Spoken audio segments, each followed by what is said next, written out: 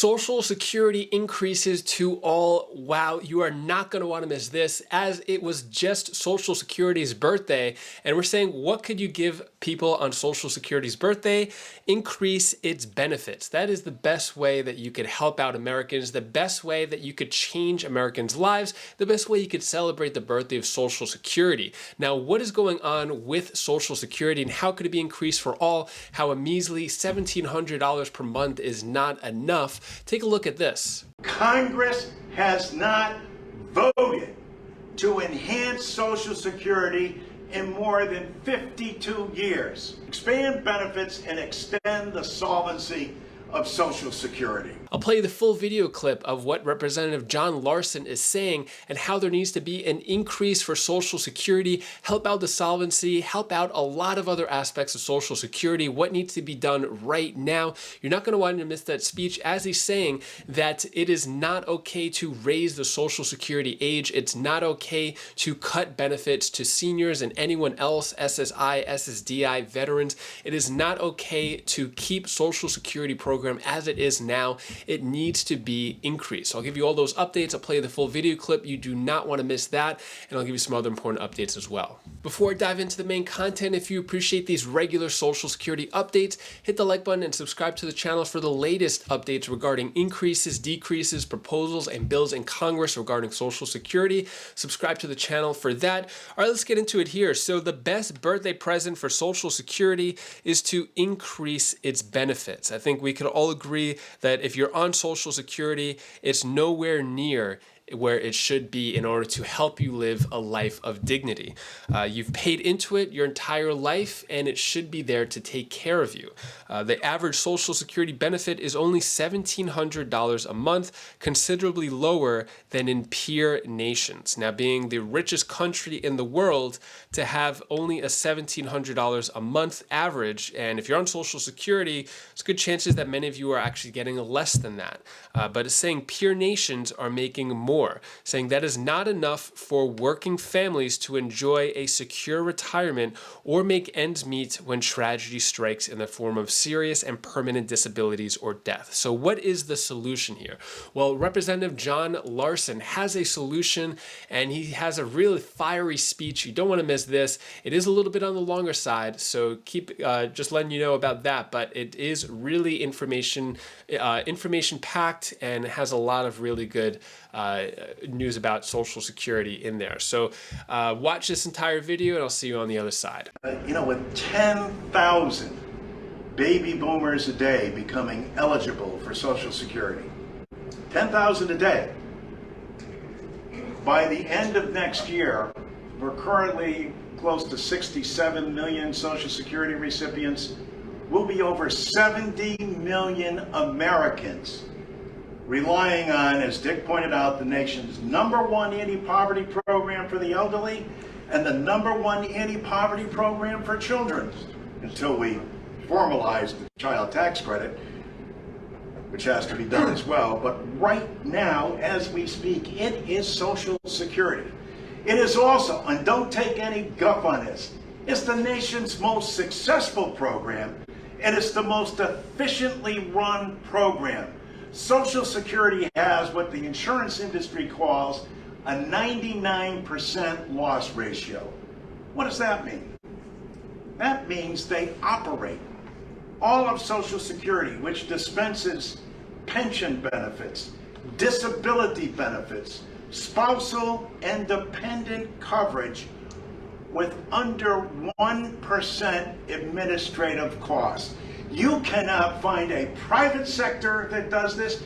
You can't find another governmental agency that does this. It is the nation's #1 program that's paid for, and as Dick pointed out, it is not an entitlement, it's an earned benefit. It's an insurance program that works on behalf of people. And Americans across the board, Republicans, Democrats, and Independents, will gladly, poll after poll after poll demonstrates, pay more. Because they know this is a benefit that works. So we don't have to go back to 1935 or the Great Depression We only have to go back to 2008 and 2009.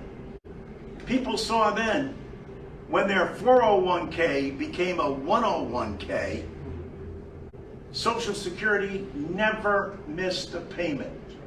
Not a disability payment, not a spousal, dependent, or pension payment.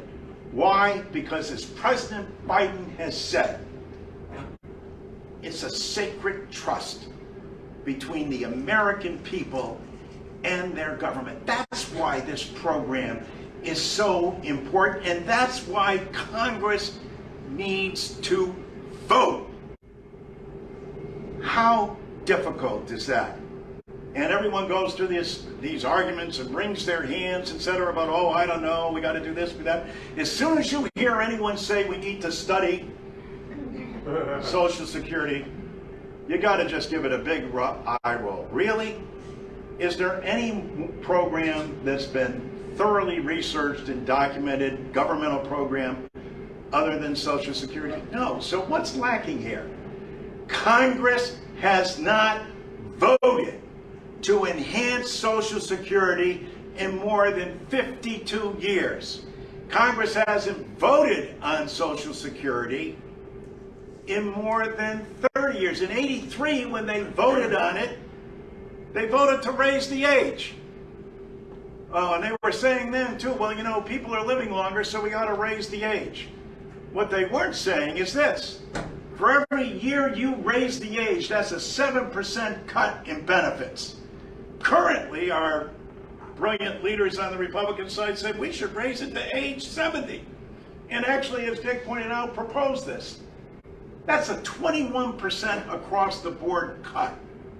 So how do you figure? You're living longer, so if you're living longer, you ought to be living on less? How in God's name is that going to work? And yet the glaring thing that we see, that Betty has pointed out, I mean, first of all, WEP and GPO, as President Biden has said, has got to be repealed. And it's got to be paid for. And we have the wherewithal to do it. As Dick pointed out, most people don't realize, currently at $167,000, you're not paying more into Social Security. Now that will rise every year, but still, people making more than $167,000 stop paying. So for people over $400,000, as the president has advocated, now that amounts to 0.6% of the nation. We need to lift that cap on them and have them pay the same thing that your everyday worker would pay into the system. And what does that do? That allows us to extend the benefits and to expand benefits and extend the solvency of Social Security. Isn't that the goal? Isn't that what we want to do? Imagine things have changed a little since 1971 when Richard Nixon was president, and that's the last time Social Security was enhanced. Come on. And what does it require? This is nothing that the president can do through executive order. It's nothing that the Supreme Court is going to adjudicate. It takes Congress. And what does Congress have to do? Vote. If the Republicans have a better plan, have them put it out there. They claim they do. But everybody ought to know what's in the plan. Every time they talk about it, they talk about cuts. Social Security doesn't need to be cut. It needs to be expanded. As Betty was pointing out before as well, more than 40% of Americans, the only security, the only pension they have is Social Security. 5 million of your fellow Americans get below poverty level checks from the government on Social Security because Congress has enacted. There hasn't been an enhancement in 52 years, which is why we call for an across-the-board increase. People who retired and continue to work shouldn't get taxed on their Social Security. 23 million people will get their tax forgiven under our program. Spouses, and especially widowers, will be taken care of. We'll repeal WEP in GPO and pay for it so it doesn't harm the trust fund at all, but will only further enhance it.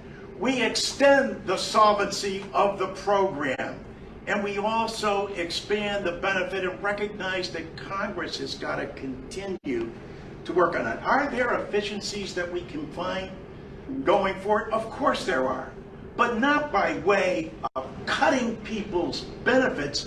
We need to lift up people so that nobody who works in the United States of America and pays into the #1 insurance program gets a below poverty level check from their government.